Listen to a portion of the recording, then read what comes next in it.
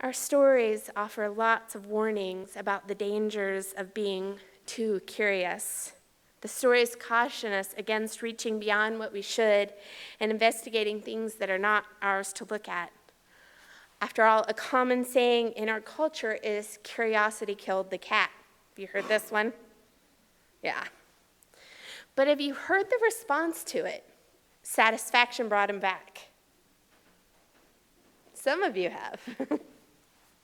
I love that one. Even in our tales, we see glimpses of the truth that there is often something to be gained from curiosity. Pandora released evil, yes, but she released hope.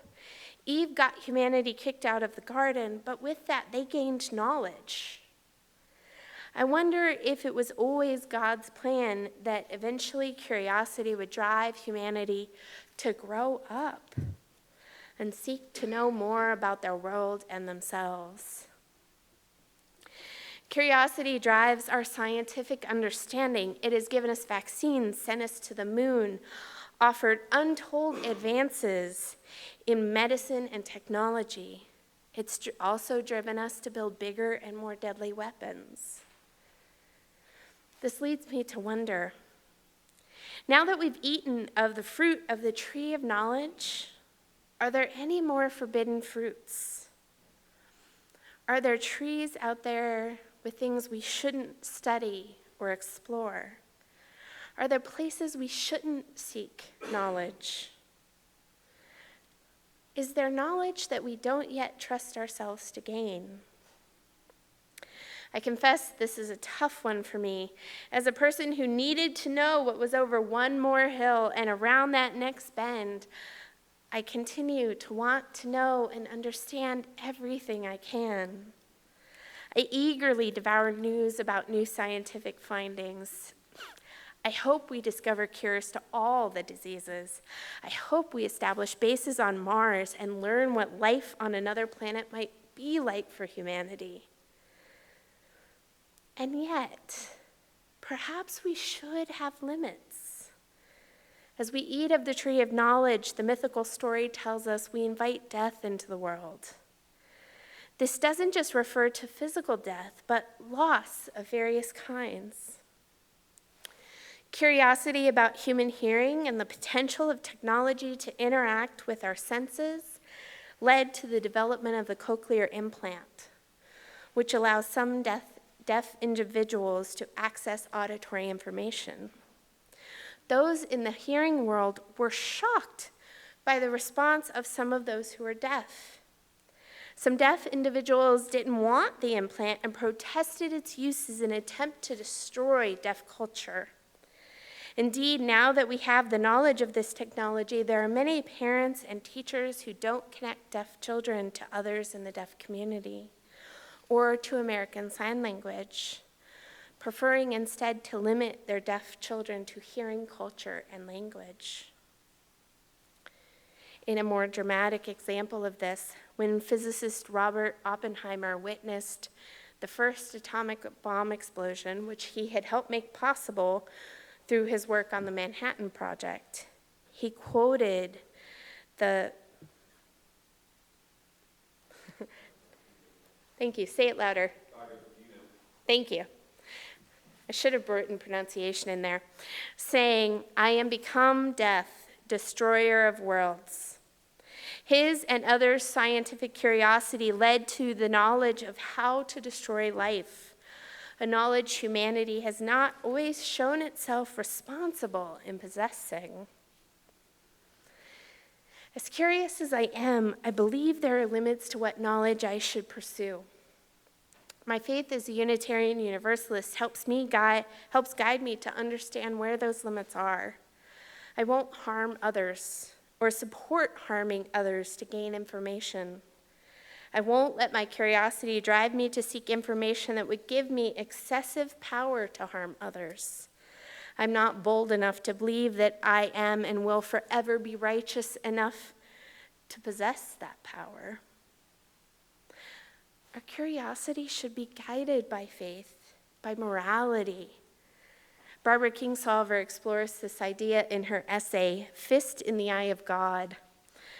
She says, religion has no place in the science classrooms where it may abridge students' opportunities to learn the methods, discoveries, and explanatory hypotheses of science. Rather, its place is in the hearts of the men and women who study and then practice scientific exploration. Ethics can't influence the outcome of an experiment, but they can serve as a useful guide to the questions that get asked in the first place and to the applications thereafter. She says one must wonder what chair God occupied, if any, in the Manhattan Project. In the halls of science, there is often an unspoken sense that morals and objectivity cannot occupy the same place. That is balderdash. They have always cohabited. Social norms and judgments regarding gender, race, the common good, cooperation, competition, material gain, and countless other issues reside in every active human mind. So they were hovering somewhere in the vicinity of any experiment ever conducted by a human. I think Kingsolver's onto something here. What if our curiosity were driven by our ethics, by our morality? What if we walked into the adventures of the future asking questions guided by our faith?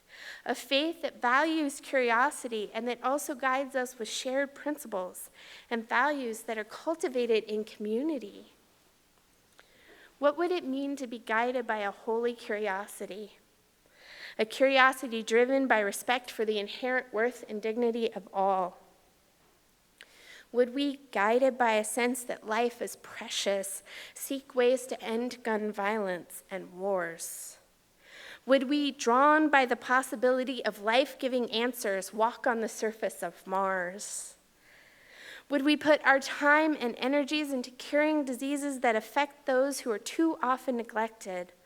Alzheimer's disease, tropical diseases occurring mostly in poor regions of the world, diseases that impact maternal and child mortality.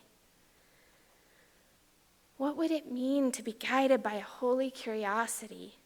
A curiosity driven by the need to know how to strengthen the interdependent web. Would it lead us to rebuild endangered species?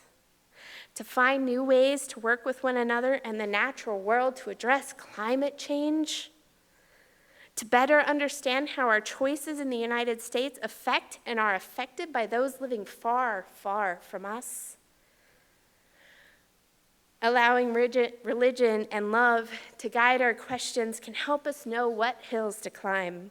It can allow us to find others when we are lost, people who will swim away from their own comfortable boats with water bottles in their hands because we are thirsty.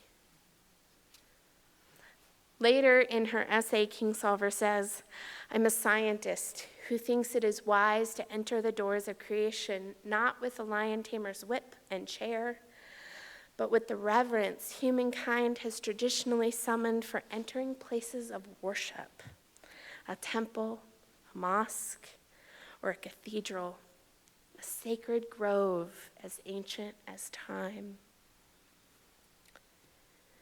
My beloved spiritual companions, may we approach the world around us with holy curiosity, seeking to find answers that build us up, answers that heal the pain in this world rather than create more. We can't do it perfectly, and sometimes we will find something unexpected over that hill. But guided by a sense of reverence, we will approach it with the last thing to leave Pandora's box: hope. May it be so. Amen.